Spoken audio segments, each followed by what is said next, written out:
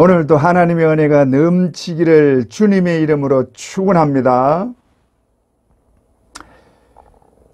또 예배를 드리지 못하는 사태가 왔는데 잠시 좀 기도하고 우리 시작하도록 하겠습니다.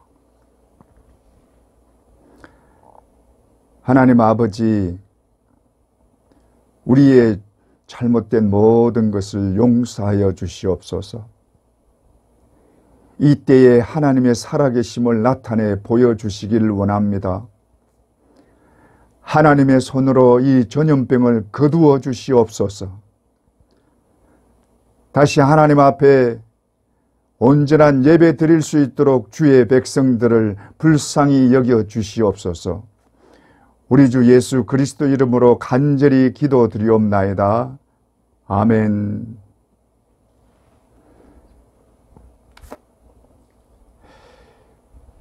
우리 사람들은 생각만큼 그렇게 오래 살지는 못합니다.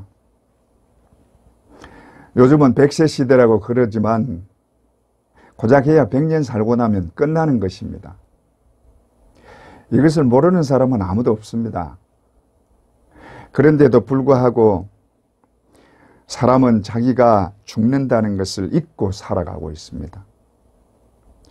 죽는다는 것을 항상 염두에 두고 살면 악착 같은 욕심은 갖지 않을 것입니다. 그러나 어리석은 인간은 욕심을 내서 많은 것을 가지려고 합니다. 그리고는 영원히 살 것처럼 즐기려고 합니다. 성경에 이 얘기가 나오고 있죠. 누가복음 12장 19절에 또 내가 내 영혼에게 이르되 영혼아 여러 해 쓸 물건을 많이 쌓아두었으니 평안히 쉬고 먹고 마시고 즐거워하자. 사람들은 이렇게 많은 것을 가지면 편히 쉬고 즐거워할 줄 압니다. 그래서 그렇게 많은 것을 가지려고 애를 쓰고 자기가 가지고 있는 것에 대해서 어떤 것도 포기하지 않으려고 합니다.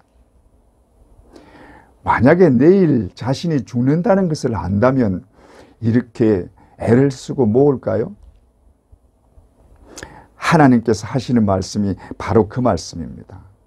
20절에 하나님은 이르시되 어리석은 자여 오늘 밤에 내 영혼을 도로 찾으리니 그러면 내 준비한 것이 누구의 것이 되겠느냐. 여러분, 이 세상의 삶은 언제 끝날지 모릅니다. 그러나 이 삶이 끝나고 나면 영원한 삶이 기다리고 있습니다. 이 영원한 삶을 바라보면 우리의 삶의 태도는 달라질 것입니다. 영원한 것을 바라보고 사는 자와 그렇지 않은 자는 엄청난 차이가 있습니다. 그래서 우리가 아브라함의 생애와 믿음을 살펴보면서 우리가 가져야 할 삶의 태도와 또 우리의 믿음을 더욱 새롭게 하는 그런 계기가 될 수 있기를 바랍니다. 아브라함의 신앙에는 두 분의 큰 전환점이 있습니다. 그리고 그것이 두 분의 결단에 의해서 이루어집니다. 첫 번째 결단은 아브라함의 믿음에서 가장 중요한 것입니다. 본토 친척 아비 집을 떠나는 것입니다. 창세기 12장 1절에 여호와께서 아브라함에게 이르시되 너는 너의 고향과 친척과 아비의 집을 떠나 내가 네게 보여줄 땅으로 가라. 4절에 이에 아브라함이 여호와의 말씀을 따라갔고 롯도 그와 함께 갔으며 아브라함이 하란을 떠날 때에 75세였더라. 아브라함은 우르에 살았습니다. 이곳은 갈대아 지역에 있는 도시로서 지금의 이라크 지역이 위치한 그런 곳입니다. 이곳에서 조상 대대로 살아왔습니다.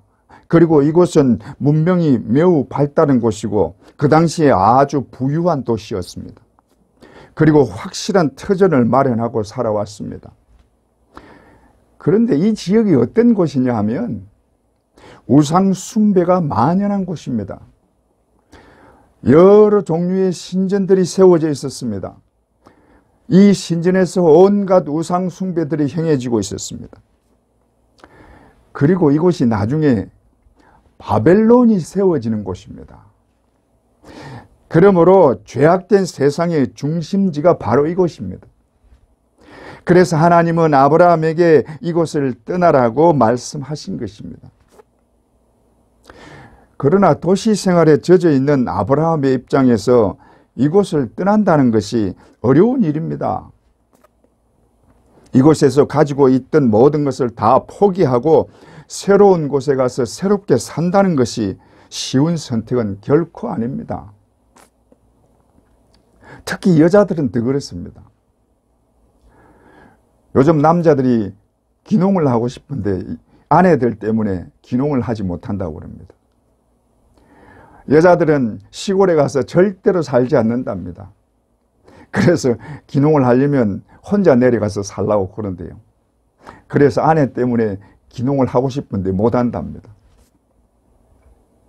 시골로 이사가는 것도 안 가려고 하는데 다른 나라로 가서 새로운 시작을 해야 한다는 게 쉽게 할 수 있는 일은 절대로 아닙니다.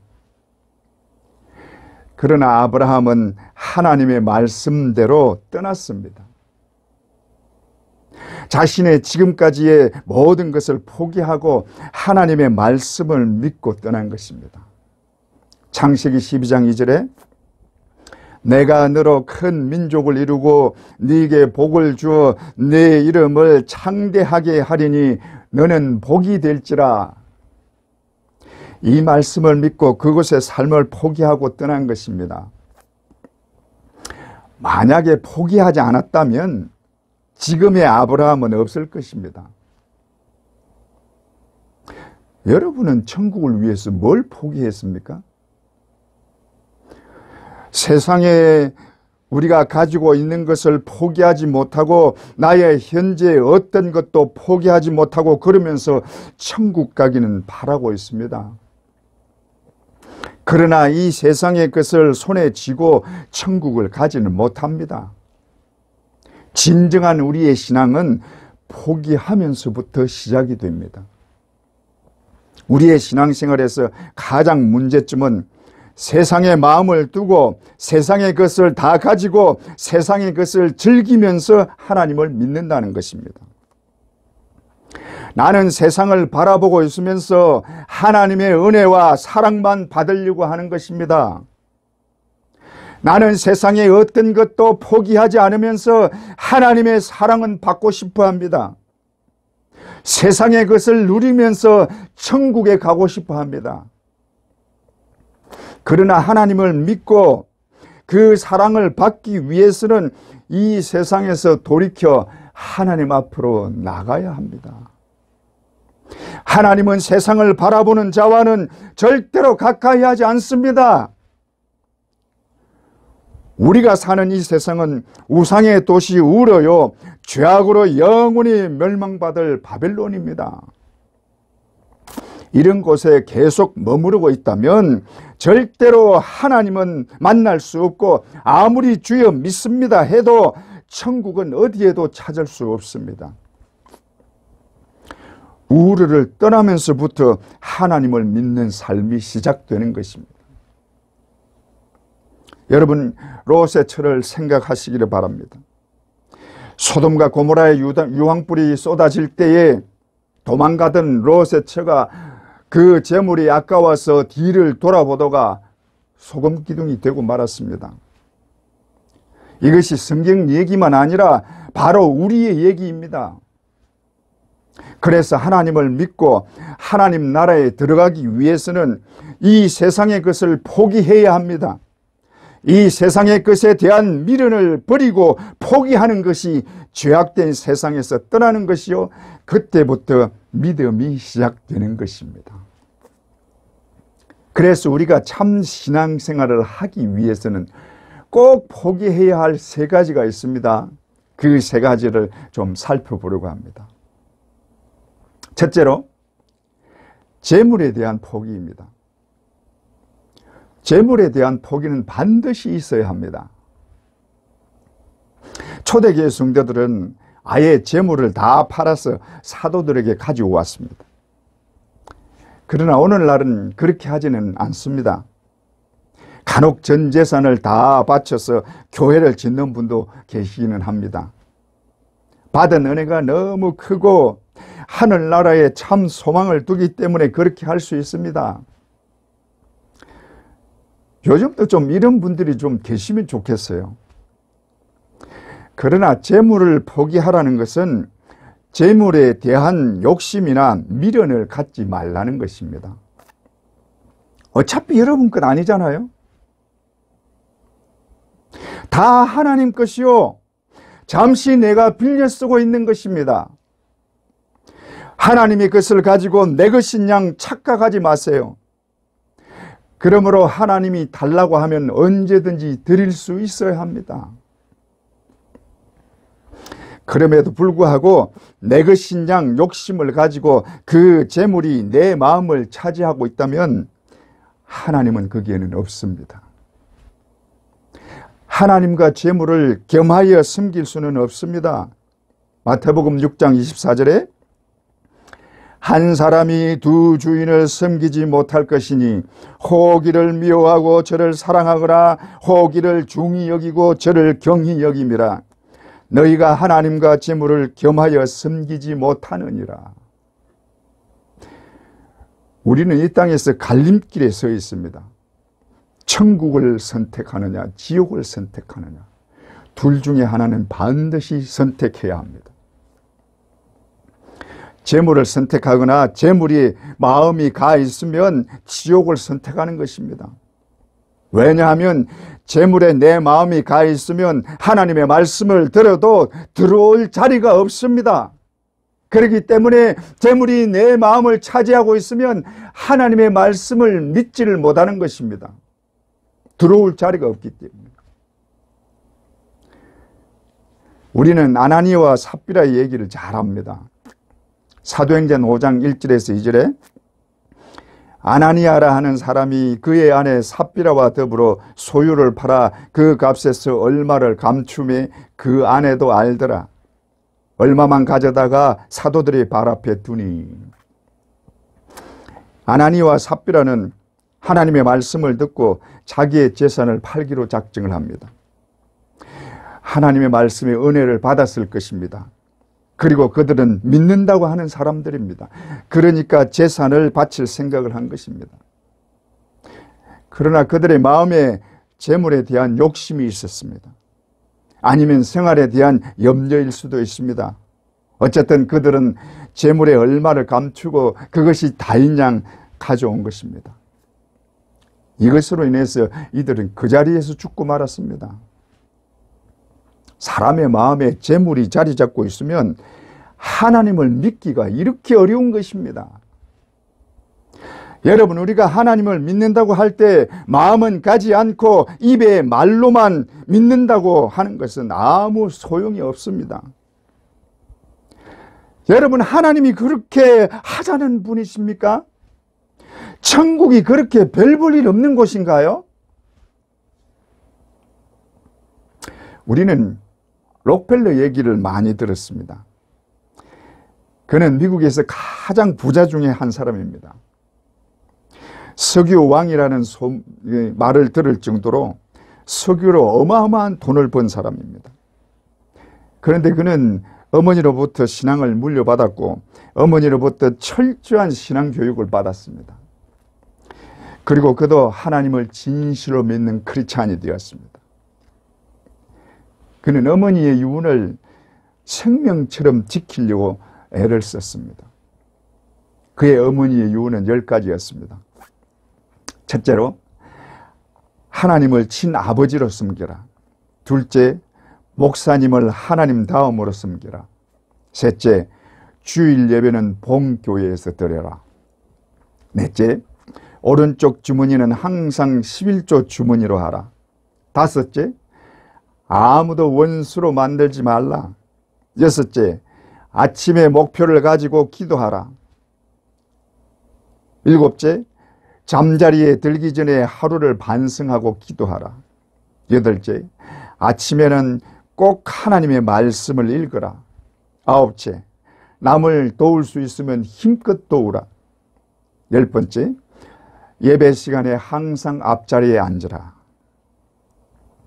록펠러는 이 어머니의 유언을 항상 마음에 담고 있었고 그 또한 하나님을 진실되게 믿었습니다. 그는 하나님을 섬기는 데 재물이 방해가 된다는 것을 알고는 불을 쌓는 일을 하지 않으려고 10의 굴을 바쳤습니다.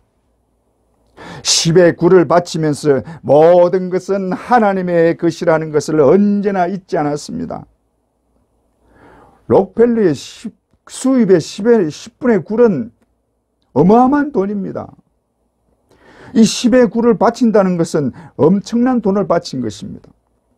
그것을 다 하나님께 바친다는 것은 나에게 하나님만 있으면 된다는 고백입니다. 나에게 있는 것 다 없어도 하나님만 있으면 나는 족합니다. 이것이 록펠러의 신앙 고백입니다. 하나님만이 나에게 전부이십니다. 여러분, 이런 정말 좀 멋진 신앙인 좀 될 수 없을까요? 모든 것이 다 없어져도 하나님만 있으면 나는 족합니다. 하나님이 나의 전부이십니다. 이런 좀 멋진 신앙이 좀 될 수 있기를 바랍니다. 11조 얘기가 나왔으니까 제 얘기를 잠시 좀 하고 가겠습니다. 저는 11조를 가지고 하나님을 시험했던 적이 있습니다. 말라기서에 보면 시험해보라고 있지 않습니까? 그래서 11조를 가지고 시험을 했는데 하나님이 정말 나에게 이렇게 역사하시나 하는 것을 좀 체험해보고 싶었습니다. 그래서 시험을 했습니다. 제가 다니던 직장이 꽤 좋은 직장이었습니다. 보통의 좋은 직장들이 되게 그렇듯이 연초에 월급이 정해지면 1년 내에는 변함이 없습니다. 그대로 쭉 갑니다. 그런데 제가 하나님께 하나님, 지금부터 11조로 제가 시험을 하겠습니다. 제가 드리는 11조에 10,000원을 더 드리겠습니다. 그러니 하나님 채워주세요. 10,000원을 더 드린다는 것은 10만 원을 더 채워달라는 얘기 아닙니까? 그래서 10만 원을 항상 이제 더 드려서 11조를 했습니다. 그런데 어떻게 됐을까요? 3개월이 지나면서 10만 원이 올랐습니다. 할렐루야. 그리고 제가 1년 동안 계속 그렇게 11조를 했습니다. 그렇게 시험을 했습니다. 그런데요, 1년 동안에 그 직장의 월급 체계가 4번이 바뀌었습니다. 여러분, 이런 직장에서 이런 일이 있을 수 없는 일입니다. 월급 체계가 바뀐다는 것 자체가 있을 수 없는 일인데 그것도 4번이나 바뀐 것입니다. 그런데 중요한 것은 4번이 바뀌는데 모든 사람이 다 월급이 올라간 것이 아닙니다. 내려간 사람도 꽤 많습니다. 그런데 저는 4번이 바뀔 때마다 10만 원씩 꼭꼭 올라갔습니다. 여러분, 이게 믿어지십니까? 그러나 이것은 사실입니다. 분명히 그렇게 해 주셨습니다. 그렇게 1년을 하고는 하나님 이제 시험지 않겠습니다. 하나님이 살아계시고 역사하심을 믿고 찬양드립니다 하고 끝을 냈습니다. 여러분, 하나님은 실제로 우리에게 역사하시는 분이십니다. 하나님은 신실하십니다. 자신의 말씀을 지키려고 월급 체계를 4번이나 바꾸셨습니다. 어떻게 이 하나님을 믿지 않을 수 있습니까? 어떻게 이분을 신뢰하지 않을 수 있습니까? 하나님은 지금도 여전히 저의 기도에 항상 응답해 주십니다. 제가 기도할 때마다 하나님이 응답해 주십니다.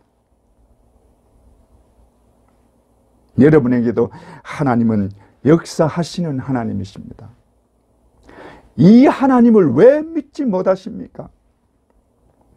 세상의 재물과 하나님을 어떻게 비교할 수 있습니까? 썩어지고 없어질 재물에 여러분 마음을 빼앗겨서 영원한 생명을 잃어버리는 어리석은 자가 되지 않기를 간절히 바랍니다. 우리의 신앙의 척도는 재물에 대한 나의 생각이 어떤지 보면 쉽게 알 수 있습니다. 여러분, 하나님 나라를 위해서는 재물을 아까워하지 마시기 바랍니다. 재물을 버리고 하나님을 선택할 때에 천국이 내 마음에 들어옵니다.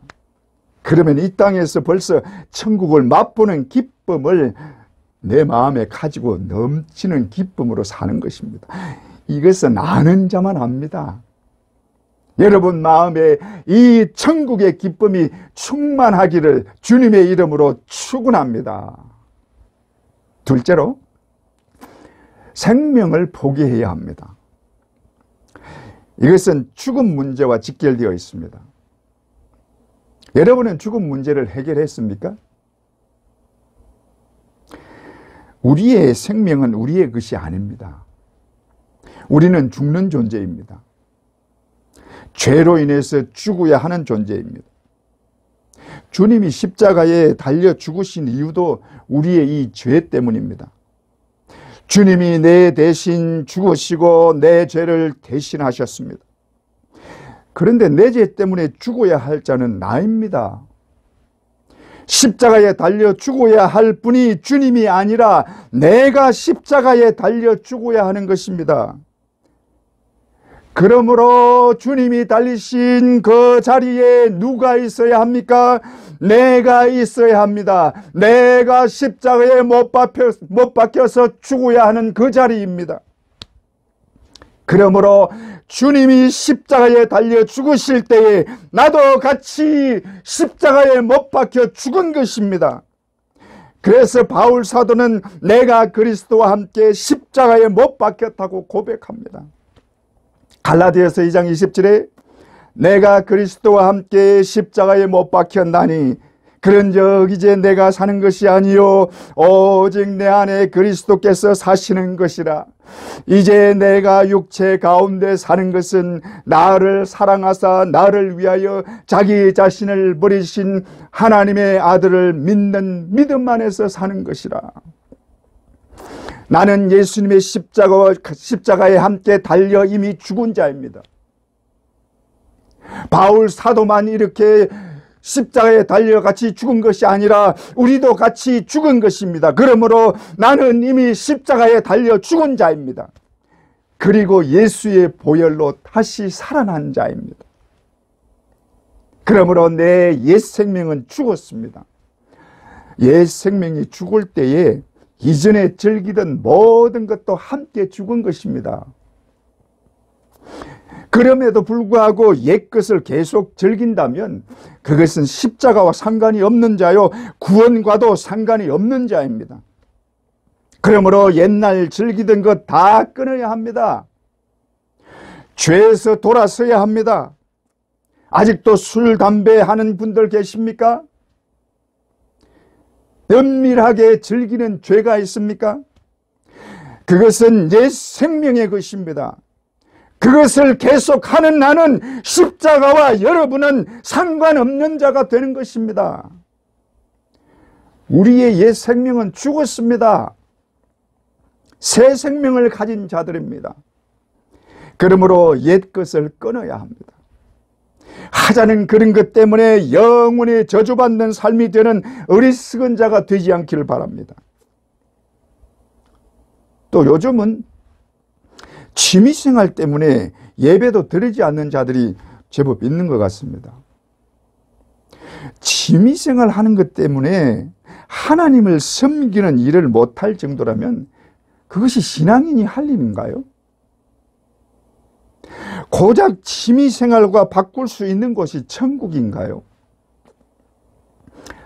여러분, 천국의 즐거움이 뭔지를 알면 세상에 재밌는 것이 아무것도 아닙니다. 천국의 즐거움은 여러분이 생각하는 만큼 시시한 것이 아닙니다.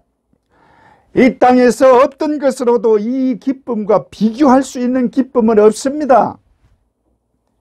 항상 기뻐하는 기쁨입니다. 언제나 입에서 감사와 찬양이 나오는 즐거움입니다. 이 땅에서도 이 천국을 맛보면서 사는 것입니다. 여러분, 이것이 천국을 소유하게 되면 가지는 기쁨과 즐거움입니다. 이 세상의 취미생활과 어떻게 비교를 할 수 있습니까? 여러분, 이제부터 취미를 바꾸세요. 찬양으로 취미를 바꾸세요. 기도하는 취미를 가지세요. 이것이 얼마나 좋은지 세상의 취미로 잠깐 얻는 그런 기쁨과는 비교가 안 되는 그런 기쁨입니다. 찬양과 기도하는 삶이 되면 우리 마음에 넘치는 기쁨을 항상 가질 수 있습니다. 우리는 믿는 순간부터 주님의 것입니다.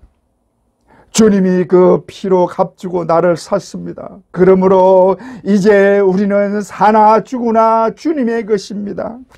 사나 죽으나 날 위해 피 흘리신 주님의 것입니다. 이것을 잊지 마시기를 간절히 원합니다. 셋째로, 자존심을 포기해야 합니다.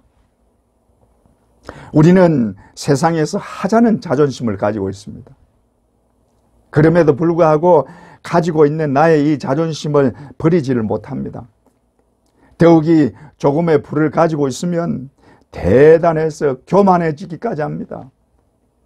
조금의 지식을 가지고 있어도 자신이 제일 똑똑한 것처럼 합니다. 세상에서는 대단한 것처럼 그렇게 생각을 합니다.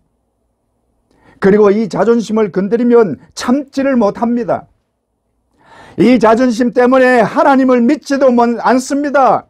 세상에서 자존심이 강할수록 하나님은 더욱더 믿지 않습니다. 그러나 하나님 안에 들어와서 보면 다 쓰레기요 배설물밖에 안 되는 것들입니다. 우리는 하나님 안에 있을 때 진정한 자존심을 가질 수 있습니다. 이 진정한 자존심을 찾고 나면 그 전에 가지고 있던 그런 세상의 것이 한낱 쓰레기로 느껴지는 것입니다. 그래서 바울 사도는 그 전에 자기가 가졌던 세상의 지식과 권력을 배설물로 여긴다고 고백한 것입니다. 빌립보서 3장 8절에 또한 모든 것을 해로 여기면 내 주 그리스도 예수를 아는 지식이 가장 고상하기 때문이라. 내가 그를 위하여 모든 것을 잃어버리고 배설물로 여기면 그리스도를 얻고. 예수 그리스도를 아는 지식이 가장 고상하기 때문에 그 전에 가지고 있던 모든 것을 배설물로 여겼고 오히려 해로 여겼다는 것입니다. 여러분, 바울 사도가 어떤 사람입니까? 그는 로마 시민권자입니다. 그 당시에 로마 시민권자는 아무도 함부로 건드리지 못하는 자입니다. 그리고 그는 가말리엘 문화입니다. 가말리엘 문화라는 것은 그 당시에 최고의 학문을 했다는 것입니다. 바울 사도는 세상적으로 볼 때 세상에서 그보다 더 자존심을 세울 만한 그런 자는 없습니다. 최고의 자존심을 세울 수 있는 자입니다. 그럼에도 불구하고 예수 그리스도를 만나고 예수 그리스도를 알고 나니까 그 예수 그리스도를 아는 지식이 가장 고상하고 예수 그리스도를 믿는 것이 가장 값진 것이기 때문에 이전의 모든 것을 배설물로 여긴 것입니다. 우리가 예수 그리스도를 믿음으로 가지는 자존심은 이 세상 모든 만물의 주인이신 하나님의 자녀가 되는 자존심입니다. 이 자존심이 세상의 어떤 것으로 비교할 수 있습니까? 여러분, 헛된 세상의 자존심 버리시기 바랍니다. 우리 주님으로부터 오는 진정한 자존심을 가지십시오. 우리 아버지는 온 우주와 모든 만물의 주인이십니다. 그분이 내 아버지시요 우리 아버지이십니다. 이것을 세상의 것과 어떻게 비교할 수 있습니까? 하나님 아버지의 자녀의 자존심을 가지는 여러분 되시기를 주님의 이름으로 축원합니다. 그 다음에 아브라함이 결단한 두 번째 결단은 이삭을 제물로 바치는 결단입니다. 하나님이 아브라함을 시험하시려고 아들 이삭을 제물로 바치라고 하십니다. 이때 거의 대부분은 하나님을 의심할 것입니다. 주실 때는 언제고 이제 죽이라고 하십니까? 충분히 그렇게 항의할 수 있는 상황입니다. 아니, 아브라함에게 하나님이 복을 주시겠다고 그랬고 아브라함의 자손이 하늘의 별과 같이 바다의 모래같이 많게 해주시겠다고 그랬습니다. 그런데 자손이 이어지려면 이삭이 계속해서 그 자손을 낳아야 되는데 이삭을 죽이라고 하시니 하나님의 말씀이 어떻게 된 것입니까? 하고 항의할 수 있는 상황입니다. 그러나 하나님이 아브라함을 시험하신 것은 너는 나를 전적으로 믿느냐 하는 것입니다. 너는 나를 전적으로 믿을 수 있느냐, 이것을 시험한 것입니다. 만약에 이 말씀을 가지고 고민을 하거나 부정적인 생각을 하는 자는 하나님을 인간의 수준에서 판단하려는 것입니다. 하나님의 말씀을 순종하지 않는 자는 항상 하나님을 인간의 수준에서 판단을 합니다. 그래서 믿지를 않는 것입니다. 하나님이 인간 정도의 수준에서 자꾸 판단을 하려고 하니까 믿을 수가 없는 분이 되는 것입니다. 그러나 하나님은 절대자이십니다. 인간이 감히 판단할 수 있는 그런 분이 아닙니다. 하나님을 절대자로 믿는 자는 하나님께서 어떤 말을 하든 어떤 요구를 하든 무조건 순종합니다. 왜냐하면 그분은 전적으로 믿고 신뢰할 수 있는 절대자이기 때문입니다. 하나님은 거짓이 없습니다. 반드시 약속을 지키십니다. 뿐만 아니라 하나님은 그에게 순종하는 자에게 절대적인 사랑과 은혜로 그를 전적으로 믿고 신뢰할 수 있는 분임을 나타내 보여주십니다. 아브라함이 이삭을 바치는 결단도 하나님은 절대자요 전능하신 분임을 믿고 전적으로 신뢰했기 때문에 가능한 것입니다. 이것은 하나님이 아브라함에게 그렇게 믿을 수 있게 하셨기 때문입니다. 하나님은 아브라함에게 계속해서 자신이 어떤 분이라는 것을 알게 하셨습니다. 불가능하게 여겼던 자식을 낳게 했습니다. 경수가 끊어진 사라에게 임신을 하게 하셨고 아들을 낳게 했습니다. 그랄 지방으로 옮겨갔을 때 사라를 누이 동생이라고 하는 바람에 아비멜렉이 사라를 아내 삼으려고 데려갔습니다. 그러나 하나님이 아비멜렉을 막아서 사라를 보호했고 지켜주었습니다. 뿐만 아니라 곳곳을 다니면서 어려움과 고난도 겪게 했습니다. 우리가 생각할 때 아브라함이 그렇게 순종했으면 모든 일이 잘 됐으면 좋겠는데 그렇지가 않습니다. 그러나 이런 여러 가지 일들을 겪게 하시면서 결국은 이삭을 바치는 결단을 할 수 있는 전적으로 믿는 사람이 되게 하셨습니다. 믿습니까? 이 모든 일들이 아브라함의 믿음이 여기까지 오게 하도록 하나님께서 역사하신 것입니다. 여러분, 이것을 믿어야 합니다. 우리에게도 하나님은 똑같이 하십니다. 그리고 우리를 위해서 쉬지 않고 일하십니다. 우리가 생각할 때 예수 믿고 구원받았으면 이제 기쁘고 즐겁게 하늘의 영광을 누리면서 그렇게 살면 좋겠는데 고난과 어려움을 통과하게 하십니다. 그 이유는 우리가 좀 쉽게 알 수 있습니다. 그것을 좀 살펴보면 첫째로 우리의 신앙이 정금같이 되게 하기 위해서 그렇습니다. 우리는 예수를 믿고 구원을 받았습니다. 그러나 우리에게는 아직 세상에 여러 가지가 남아 있습니다. 이런 불순물들이 남아 있으면 천국 생활을 할 수가 없습니다. 하나님 앞에서는 조금의 불순물도 용납이 안 되는 것입니다. 그래서 하나님은 우리의 믿음이 정금같이 되기를 원하십니다. 그래서 고난을 통과하게 하십니다. 성경에는 이 고난의 유익을 곳곳에서 말씀하고 있습니다. 시편 119편 67절에 고난당하기 전에는 내가 그릇 행하였더니 이제는 주의 말씀을 지키나이다. 또 욥기 23장 10절에 그러나 내가 가는 길을 그가 아시나니 그가 나를 단련하신 후에는 내가 정금같이 되어 나오리라. 하나님은 우리의 신앙이 정금같이 될 때까지 쉬지 않으십니다. 하나님은 나를 너무나 잘 알고 계십니다. 그리고 하나님은 우리를 절대로 잘못되게 하시는 분이 아니십니다. 하나님은 우리가 최고로 멋진 신앙인이 되기를 원하십니다. 그래서 고난도 겪게 하십니다. 하나님은 지금도 우리가 전적으로 믿게 하려고 우리를 위해서 일하시고 계십니다.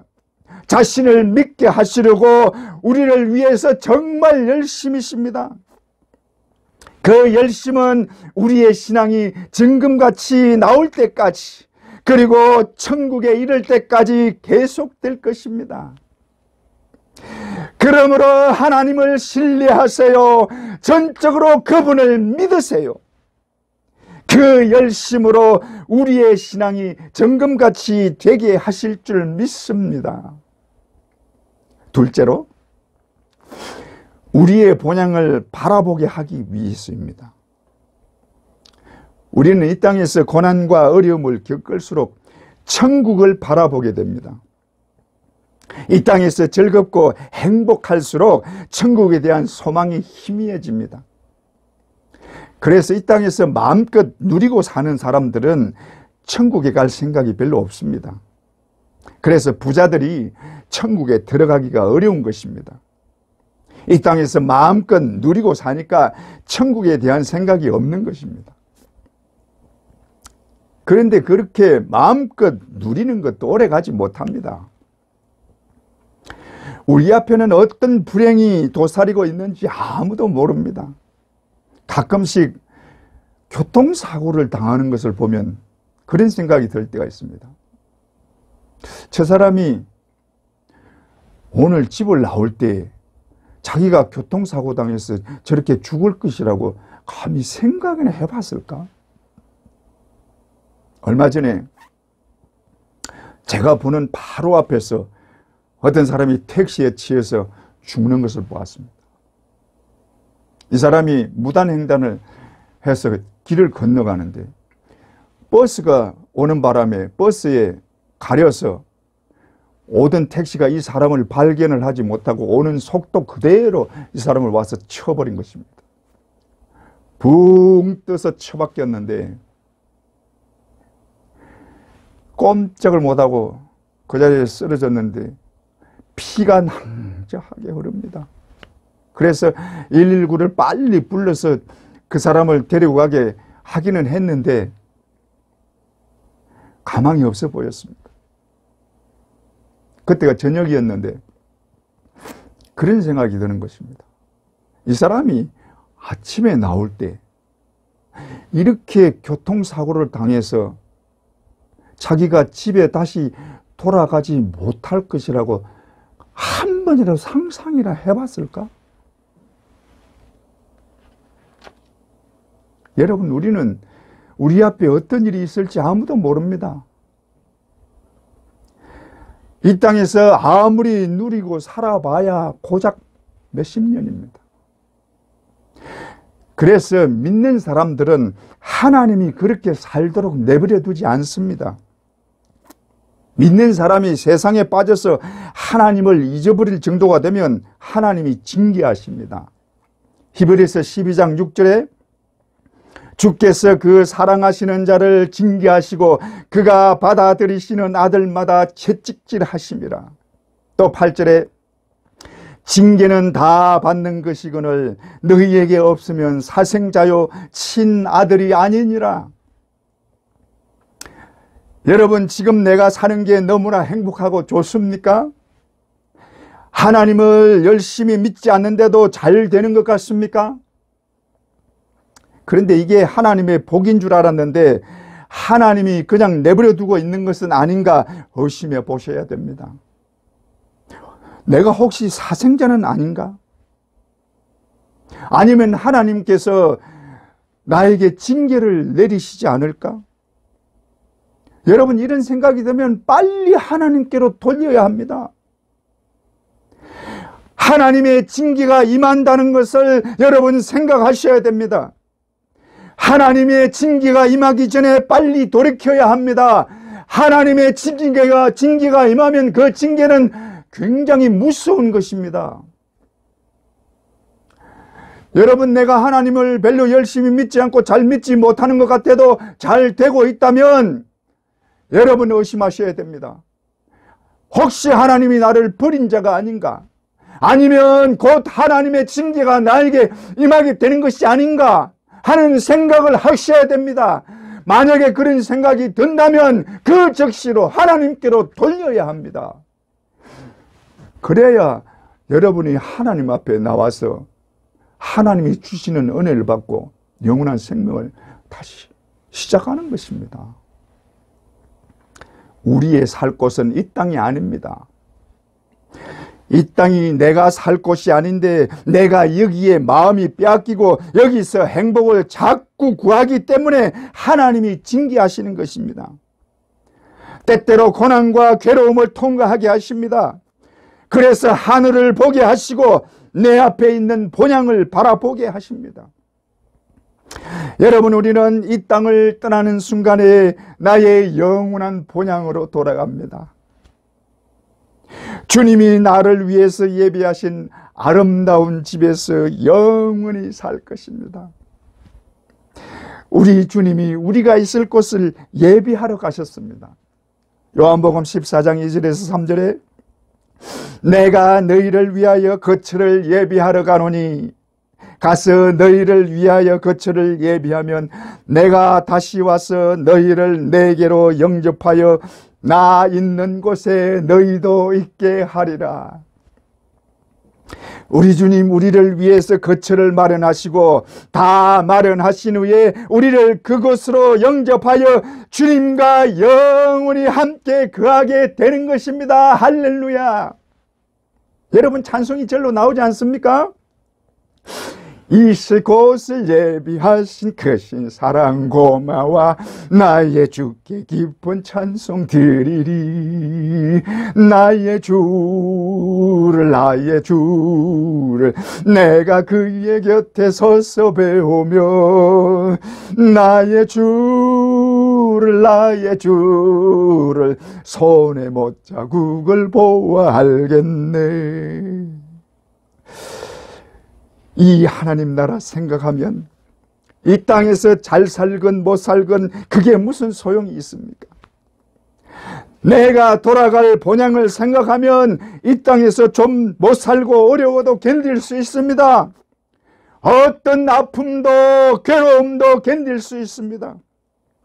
비록 우리 삶이 괴로운 인생길이지만 영광의 나라를 바라보면 얼마든지 기뻐하며 갈 수 있습니다. 그 영광을 바라보면 이 땅에서 가진 어떤 것도 다 하자는 것입니다. 이 땅은 잠시 머무는 곳일 뿐입니다. 이 본향을 바라보고 언제나 기뻐하고 즐거워하시기를 바랍니다. 우리는 하나님을 믿습니다. 생명 되신 예수 그리스도를 믿습니다. 이 땅의 어떤 것과도 바꿀 수 없는 천국이 기다리고 있는 것을 믿습니다. 이 믿음으로 세상의 어떤 것도 포기할 수 있는 진짜 멋진 신앙인이 되시기를 주님의 이름으로 축원합니다.